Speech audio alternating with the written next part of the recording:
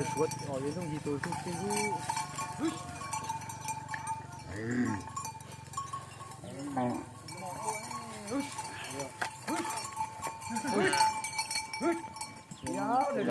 chặt đa, không để chặt đa, chứ không.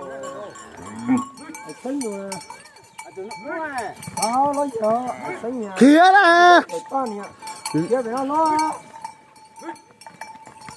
Xinh thì có thôi. Rồi con thì có cứu nữa. Có kể được. Nhớ cái là cá hả? Thì hả? Thì đấy. Thì nhóc của mèo anh nó lừa té vào cái gì tới nó to phải tung về. Sao cái nó nhấn chỉ coi là chỉ phát lò. Cái tỷ lô phát thì nó Lò mà Con nhà chỉ báo cho ấy con nhà. Thế giờ tụi chỉ báo cho. thôi. Nó chạy học lò lại từ ấy thì à. Sao tụi lo mình cho.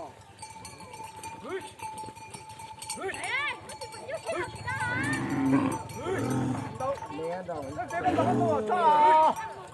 Nó có đồ cho, có đồ cho sữa lỏng cái ơi. Con tụi chỉ báo cho ấy. Không nhớ tao.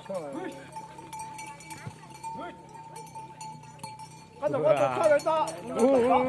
Nó tụi chỉ báo cho rồi ba à? Chỉ báo cho ấy.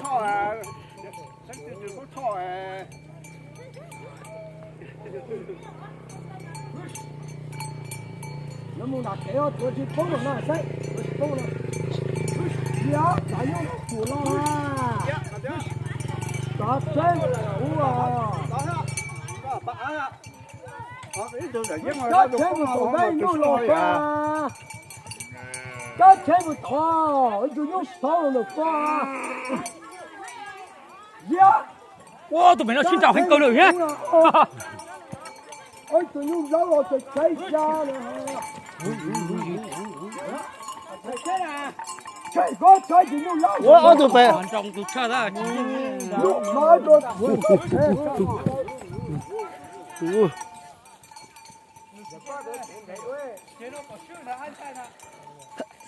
nó tỉnh rồi chưa?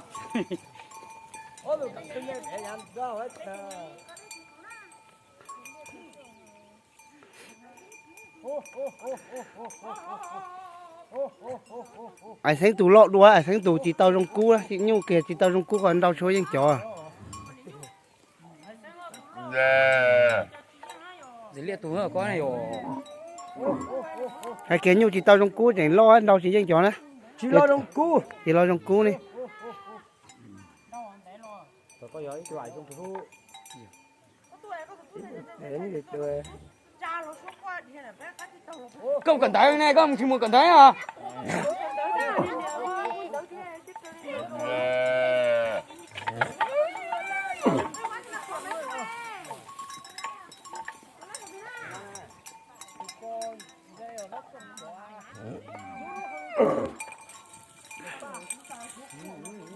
Ôi là nó chẳng rồi người à, sao tụi mẹ làm thế này à?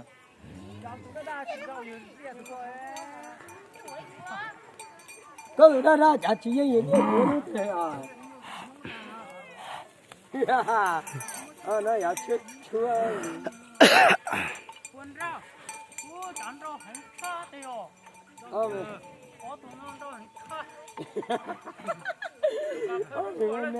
Bây giờ nó gì nữa là mới tình nhé.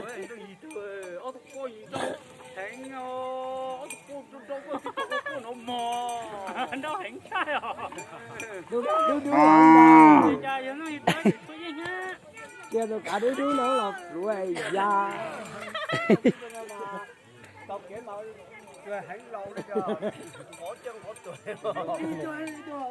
Ô tệ khổ chặt đá à. Tụi nó hay giống mất chỉnh đùa, tụi lo ta.